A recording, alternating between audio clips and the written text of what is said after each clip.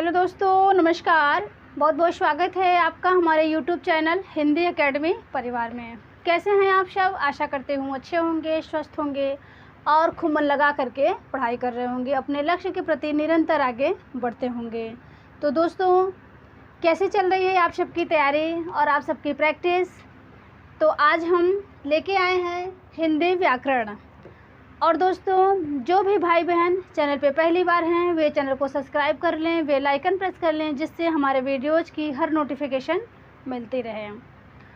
और अब वीडियो में अंत तक बने रहा करें। अगर वीडियो पसंद आया करे तो वीडियो को एक लाइक किया करें। अपने दोस्तों में आपके लिए जो पब्लिकली प्लेटफॉर्म है उस पर भी वीडियो को ज़्यादा से ज़्यादा शेयर किया करें, जिससे कि और जो भी भाई बहन हिंदी विषय से टीजीटी पीजीटी की तैयारी कर रहे हैं और अदर एग्ज़ाम की तैयारी कर रहे हैं, जैसे आपका टेट हो गया, सुपर टेट हो गया, सी टेट हो गया, यूपीपी, हिंदी व्याकरण तो सभी जगह पूछे जाते हैं।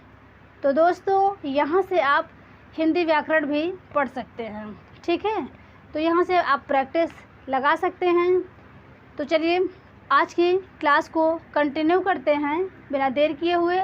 आज का जो हमारा प्रैक्टिस सेशन है तो प्रैक्टिस 13 है और हिंदी व्याकरण है। यहाँ से आपको टीजीटी पीजीटी नेट जेआरएफ यस टेट और तो जहाँ भी हिंदी व्याकरण पूछे जाते हैं यहाँ से आपको प्रश्न मिल सकते हैं, और हमने वही प्रश्नों को रखा है जो और सब एग्ज़ाम में पूछे गए हैं, ठीक है? तो चलिए देखिए, आज की जो हमारी प्रश्नोत्तरी है लिंग वचन कारक काल वाच्य पर है। तो यहाँ से भी दोस्त परीक्षा में प्रश्न ज़रूर आते हैं। तो देखिए, पहला प्रश्न है, निम्न में पुल्लिंग शब्द का चयन कीजिए। तो पहले हम पुल्लिंग लिंग शब्द को जानते हैं। जैसे संज्ञा या सर्वनाम के जिस रूप से पुरुष जाति या स्त्री जाति का बोध होता है उन्हें हम लिंग कहते हैं, ठीक है? एक बार फिर से सुनिए, संज्ञा या सर्वनाम के जिस रूप से स्त्री जाति या पुरुष जाति का बोध होता है उसे हम लिंग कहते हैं। हिंदी में हमारे 2 लिंग हैं, एक पुल्लिंग है और एक स्त्रीलिंग। वहीं पे हम संस्कृत की बात करें तो वहाँ पे 3 लिंग मिलते हैं, पुल्लिंग, स्त्रीलिंग और एक नपुंसक लिंग, ठीक है? तो चलिए देखिए, निम्न में पुल्लिंग शब्द का चयन कीजिए। ऑप्शन ए है पुस्तक, ऑप्शन बी है वीरांगना, ऑप्शन सी है आयुष्मती, ऑप्शन डी है पहिया और ऑप्शन डी है कवयित्री। चलिए आप लोग आंसर करिए।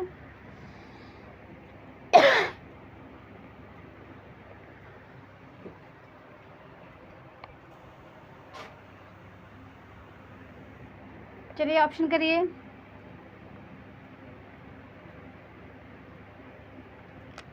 तो इसमें आपको पुल्लिंग शब्द का चयन करना है। तो देखिए, हमने उन्हें विकल्प को रखे हैं जो वेरी वेरी इंपॉर्टेंट हैं और परीक्षा में बार बार पूछे जाते रहे हैं। तो देखिए, पुस्तक है, वीरांगना है, आयुष्मती है, पहिया है और कवयित्री है। दोस्तों, ये जो है इसको आप एकदम तैयार करिए, ये तो ज़रूर पूछा जाता है परीक्षा में। तो देखिए, यहाँ पे आपका पुल्लिंग शब्द होगा पहिया, पुस्तक, वीरांगना और आयुष्मती और कवयित्री ये है आपका स्त्रीलिंग है, ठीक है?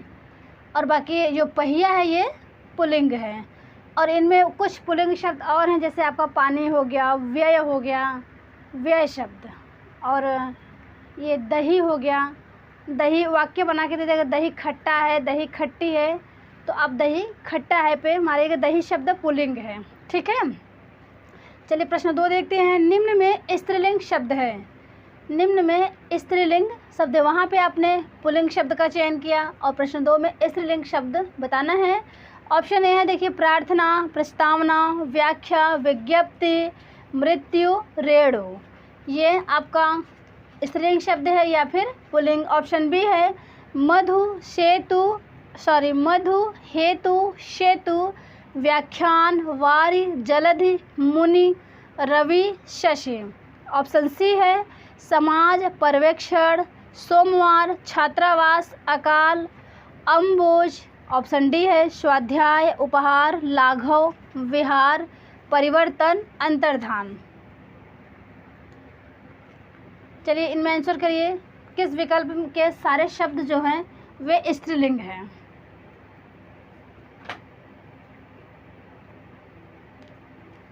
तो देखिए इसमें आपका राइट आंसर होगा, जिन भाई बहन ने ऑप्शन ए लगाया होगा वे सही हैं। प्रार्थना, प्रस्तावना, व्याख्या, विज्ञप्ति, मृत्यु और रेणु ये आपका स्त्रीलिंग है, ठीक है। और आपका ऑप्शन बी, सी, डी जो है ये आपका पुल्लिंग है। तो देखिए ये वर्तनी में भी अंतर्धान शब्द जो है ये वर्तनी में पूछा जाता है, ठीक है। अम्बुज ये कमल का पर्यायवाची है। और दोस्तों ये जो है लाघव शब्द, गौरव का लाघव ये विलोम है, ये बहुत बार पूछा गया है, तो इनको आप ध्यान रखिएगा। और व्याख्यान शब्द स्त्रीलिंग है और व्याख्या शब्द पुल्लिंग है, ठीक है, इन्हें भी आप ध्यान रखिएगा। चलिए प्रश्न 3 देखते हैं। निम्न में कौन सा शब्द एक वचन तथा बहुवचन दोनों में प्रयोग होता है?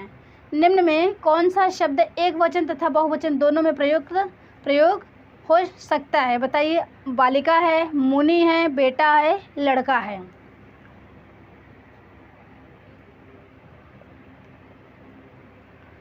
तो यहाँ पे देखिए, यहाँ पे आपका ऑप्शन बी जो है ये मुनि शब्द ये आपका एक वचन और बहुवचन दोनों में प्रयुक्त हो सकता है। जैसे फॉर एग्जांपल देखिए, जैसे मुनि बालक को अच्छी सीख देता है, मुनि बालक को अच्छी सीख देता है, ये आपका एक वचन में प्रयोग हुआ है यहाँ पे, ठीक है। और मुनि जा रहे हैं ये बहुवचन में प्रयोग हुआ है, ठीक है।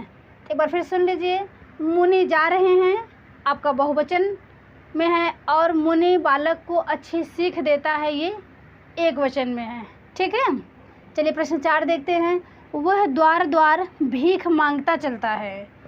वह द्वार द्वार भीख मांगता चलता है वाक्य में कौन सा कारक है? तो बताना है आपको। ऑप्शन ए है संबंध कारक, ऑप्शन बी है अपादान कारक, ऑप्शन सी है संबोधन कारक और ऑप्शन डी है अधिकरण कारक। बताइए।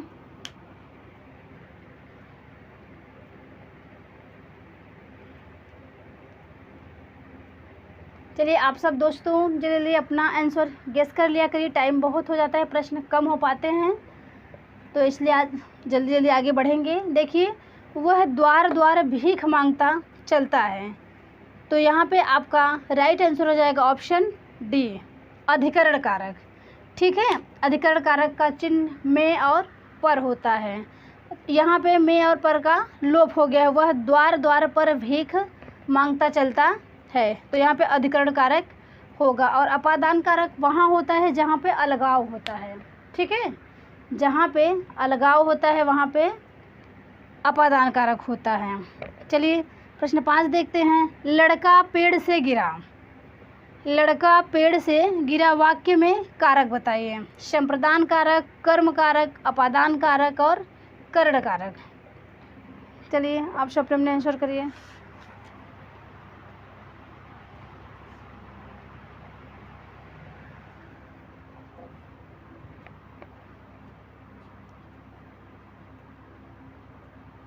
तो यहाँ पे देखिए, लड़का पेड़ से गिरा, यहाँ पे भी अलगाव हो रहा है, तो यहाँ पे भी आपका अपादान पंचमी से अपादान कारक होगा, ठीक है। जैसे आपका लड़का पेड़ से गिरा और वृक्ष से पत्ते गिरते हैं, तो यहाँ पे भी आप जहाँ पे अलगाव होता है वहाँ पे अपादान कारक होता है, ठीक है। और एक एग्जाम्पल ये है, घोंसले में चिड़िया है। घोंसले में चिड़िया है, तो ये किस कारक का है? तो देखिए यहाँ पे दिया है आपका, अभी ऊपर इसके पहले पढ़ा, वह द्वार द्वार भीख मांगता चलता है, तो वहाँ पे अधिकरण कारक था, यहाँ पे पर सर्ग का लोप हुआ था। तो ठीक इसी प्रकार घोंसले में चिड़िया है, घोंसले में चिड़िया है, यहाँ पे भी आपका अधिकरण कारक होगा, ठीक है। यहाँ पे भी आपका अधिकरण कारक होगा।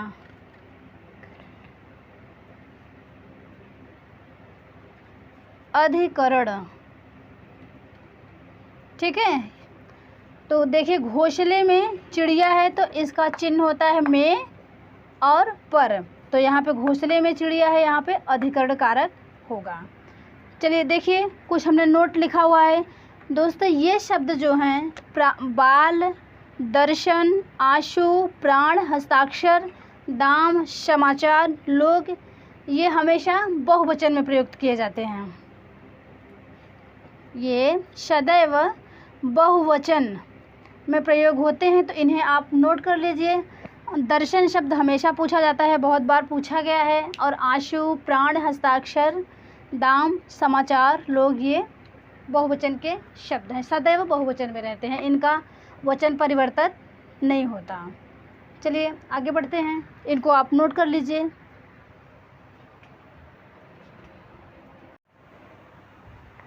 चलिए प्रश्न नंबर 6 देखते हैं। निम्न में अपादान कारक का विकल्प नहीं है। तो देखिए अपादान कारक से बहुत से प्रश्न पूछे जाते हैं, इसलिए हमने अपादान कारक के ढेर सारे एग्जाम्पल यहाँ पे करवाए हैं। तो देखिए ऑप्शन ए है बिल्ली छत से कूद पड़ी, ऑप्शन बी है छत से ईंट गिरी, ऑप्शन सी है हिमालय से गंगा निकलती हैं। ये दोस्तों बहुत बार पूछा गया है। ठीक है, हिमालय से गंगा निकलती हैं। और ऑप्शन डी है चाकू से फल काटो। तो चलिए आप सब राइट आंसर करिए। तो देखिए बिल्ली छत से कूद पड़ी, यहाँ पे भी आपका अलगाव नज़र आ रहा है। बिल्ली छत से कूदेगी तो अलग होगी, यहाँ पे आपका अपादान कारक होगा। छत से ईंट गिरी, ऊपर से ईंट गिरेगी, यहाँ पे भी अलगाव का भाव है। हिमालय से गंगा निकलती हैं, तो यहाँ पे भी आपका अपादान कारक है। ए बी सी अपादान कारक है, और आपका ऑप्शन डी जो है यही आपका अपादान कारक नहीं है। चाकू से फल काटो, तो यहाँ पे क्या हो जाएगा, इसके प्रतीक से बताइए, चिन्ह से। कर्ता ने कर्म को करण से, यहाँ पे करण कारक होगा, जहाँ पे साधन का प्रयोग किया जाता है, जो एक सूत्र है साधकतम कर्णम। तो यहाँ पे चाकू से फल काटो, फल किससे काटा जा रहा है, चाकू से, तो यहाँ पे करण कारक होगा। ठीक है, करण कारक। चलिए प्रश्न 7 देखते हैं। लोगों ने शोरगुल करके डाकुओं को भगाया, लोगों ने शोरगुल करके डाकुओं को भगाया, इसमें कौन सा कारक है, तो कर्ता कारक है, कर्म कारक है, और करण कारक है, संप्रदान कारक है। बताइए। तो देखिए यहाँ पे आपका राइट आंसर हो जाएगा, यहाँ पे को है तो यहाँ पे आपका हो जाएगा कर्म कारक। लोगों ने, यानी अगर लोगों ने पूछा होता यहाँ पे रेखांकित करके इसमें कौन सा कारक है लोगों ने, तो यहाँ पे आप बताते कर्ता कारक। लेकिन यहाँ पे पूछा है लोगों ने शोरगुल करके डाकुओं को भगाया, तो कर्म कारक सही है। ठीक है, प्रश्न 8 देखते हैं। राम दूध पीता है, राम दूध पीता है वाक्य में कारक है, कर्म कारक है, करण कारक है, संप्रदान कारक है, और संबंध कारक है, या फिर कर्ता कर्म कारक है, या फिर इनमें से कोई नहीं। बताइए। तो यहाँ पे आपको 2 बताने हैं, राम और दूध, दोनों में कौन कौन सा कारक होगा। तो देखिए कौन दूध पीता है, राम दूध पीता है, राम कर्ता कारक हो गया। और राम क्या पीता है, तो राम दूध को पीता है, दूध पीता है, तो राम दूध को पीता है, तो यहाँ पे आपका हो जाएगा कर्ता और कर्म।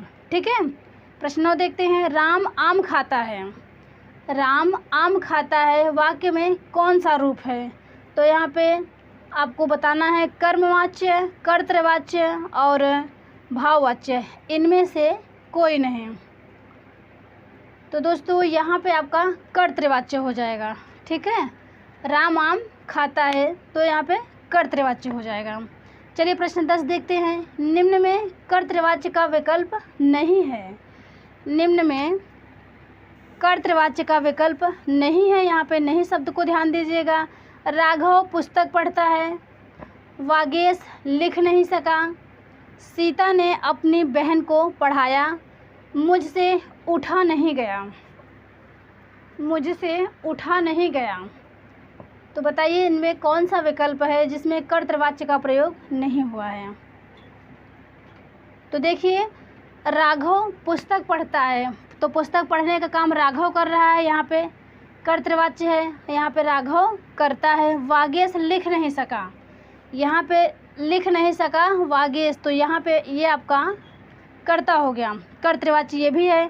सीता ने अपनी बहन को पढ़ाया, तो अपनी बहन को किसने पढ़ाया, सीता ने, यहाँ पे भी आपका कर्तृवाच्य है। और मुझसे उठा नहीं जाता, यही आपका राइट आंसर हो जाएगा। यहाँ पे कर्तृवाच्य नहीं है, तो यहाँ पे आपका भाववाच्य है।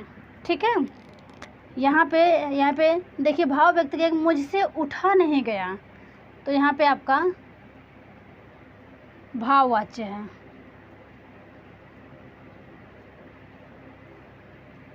चलिए फिर प्रश्न 11 देखते हैं। ये फल उसके लिए है, ये फल उसके लिए है। इस वाक्य में आपको रेखांकित शब्द उसके लिए में अंश है, क्या है, अन्य पुरुष एक वचन संप्रदान कारक, मध्यम पुरुष बहुवचन कर्ता कारक का है। ऑप्शन सी है मध्यम पुरुष एक वचन संप्रदान कारक का। ऑप्शन डी है कोई नहीं। बताइए।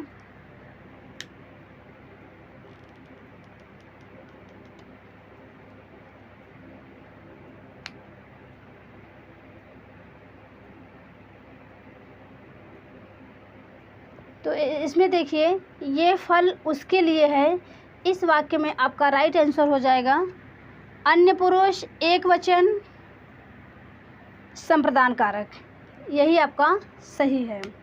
ठीक है, चलिए आगे बढ़ते हैं।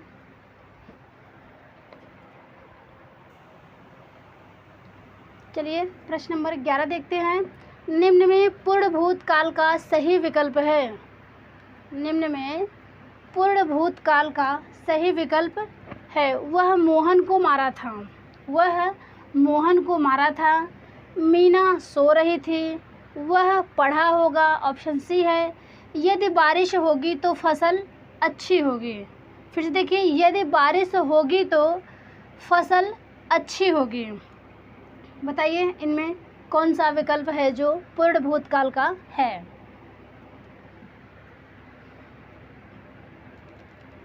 तो देखिए, यहाँ पे पूर्ण भूतकाल का मतलब जो काम समाप्त हो गया हो, समाप्त हुए कुछ समय बीत गया हो, थोड़ा ज़्यादा समय बीत गया हो, तो इसमें हो जाएगा मीना सो रही है थी, अभी ये काम जारी है, नहीं होगा। वह पढ़ा होगा, वह पढ़ा होगा। अब इसमें संशय है, इसमें संदिग्ध है, तो यहाँ पे हो जाएगा वह मोहन को मारा था, तो यही आपका राइट आंसर हो जाएगा। पूर्ण भूतकाल का सही विकल्प है वह मोहन को मारा था। मीना सो रही है, अगर इसकी बात करूं तो ये आपका है अपूर्ण भूतकाल, अभी इसमें सोने का काम जारी है, अपूर्ण भूतकाल। ठीक है, और वह पढ़ा होगा, तो इसमें आपका वह पढ़ा होगा, इसमें संदिग्ध है, संदिग्ध भविष्यकाल है इसमें। ठीक है, अगर होता वह पढ़ा था, वह पढ़ा हुआ, तो यहाँ पे संदिग्ध होगा। देखिए ऑप्शन डी की बात करें, यदि बारिश होगी यानी यदि बारिश होती तो फसल अच्छी होती, यहाँ पे हो जाएगा आपका हेतु हेतु हेतु मद भविष्यकाल, हेतु हेतुमद भविष्यकाल का ये एग्जाम्पल है। यदि बारिश होगी तो फसल होगी, कहते नहीं यदि पढ़ते तो पास हो जाते हैं, तो जहाँ पे तो शब्द आता है यही से जान लिया करिए, ये हेतु हेतुमत काल का वाक्य है। चलिए प्रश्न 12 देखते हैं। शुत, शुत शब्द का स्त्रीवाचक बनाने के लिए किस प्रत्यय का प्रयोग होगा। ई प्रत्यय का या ईक प्रत्यय का, एक प्रत्यय का या फिर आ प्रत्यय का। तो इसमें आपको शुत शब्द में कोई स्त्रीवाचक बनाने के लिए आपको आ प्रत्यय की आवश्यकता होती है। ठीक है, सुत प्लस आ शुता। ठीक है। प्रश्न 13 देखते हैं, निम्न में किस वाक्य में संप्रदान कारक है? तो निम्न में किस विकल्प में संप्रदान कारक है? ऑप्शन ए है राम घर पर सो रहा था, राम घर पर सो रहा था, राजा ने निर्धनों को कंबल दिए, नीरज खेलता है, या फिर ऑप्शन डी है इनमें से कोई नहीं। बताइए। राम घर पे सो रहा था, अभी हमने इसके पहले प्रश्न में आंसर में बताया कि जहाँ पे जो जिस कारक का चिन्ह में और पर होता है वहाँ पे अधिकरण कारक होता है, यानी आधारो अधिकरणम, जो आधार हो। ठीक है। तो यहाँ पे देखिए राम घर पे सो रहा था, ये आपका अधिकरण कारक है। राजा ने निर्धनों को कंबल दिए, निर्धनों को कंबल दिए, यही आपका राइट आंसर होगा। संप्रदान कारक इसी में है, राजा ने निर्धनों को कंबल दिए। प्रश्न 14 देखते हैं। एक क्वेश्चन हमने रचना से ले लिया है क्योंकि यहाँ से भी प्रश्न बनते हैं। तो देखिए रक्षाबंधन कहानी के लेखक हैं, रक्षाबंधन कहानी के लेखक हैं विश्वम्भरनाथ शर्मा कौशिक, ऑप्शन बी हरिकृष्ण प्रेमी, ऑप्शन सी है जैनेन्द्र और ऑप्शन डी है शिवानी। बताइए। ये तो सभी लोगों को पता होगा, रक्षाबंधन कहानी के लेखक विश्वम्भरनाथ शर्मा कौशिक है। अगर हरिकृष्ण प्रेमी की बात करूँ, इन्होंने भी रक्षाबंधन नाम की एक रचना लिखी है, तो आप लोग जान लीजिए इनका जो रक्षाबंधन है ये नाटक विधा का है। रक्षाबंधन नाटक हरिकृष्ण प्रेमी ने लिखा है। ओके। और अगर जैनेन्द्र और शिवानी की बात करूं तो इन दोनों ने एक ही नाम से रचना लिखी है, विवर्त, विवर्त, और ये जो है ये उपन्यास विधा की है। जैनेन्द्र और शिवानी जी ने विवर्त उपन्यास लिखा है और हरिकृष्ण प्रेमी ने रक्षाबंधन नाटक लिखा है, और रक्षाबंधन कहानी जो है विश्वम्भरनाथ शर्मा कौशिक ने लिखा है। तो दोस्तों आज के सेशन का ये अंतिम प्रश्न है। देखिए, आदमी, कमरा, कोट, घर लिंग की दृष्टि से है। आपका एक आदमी हो गया, कमरा हो गया, कोट हो गया, घर, ये लिंग की दृष्टि से है। तो पुल्लिंग है, स्त्रीलिंग है, या फिर ए बी दोनों है, या फिर कोई नहीं है। बताइए कौन सा सही है? तो यहाँ पे देखिए आदमी, कमरा, कोट, घर, ये है आपका पुल्लिंग। ठीक है। तो दोस्तों वीडियो पसंद आया हो तो वीडियो को एक लाइक किया करिए, कर दीजिएगा। तो चलिए, और इन प्रश्न पे अपनी राय दीजिएगा। अब मिलेंगे फिर नेक्स्ट प्रैक्टिस में, नेक्स्ट डे। तब तक आप अपना ध्यान रखिएगा और खूब मन लगा के पढ़ाई करिएगा। नमस्कार।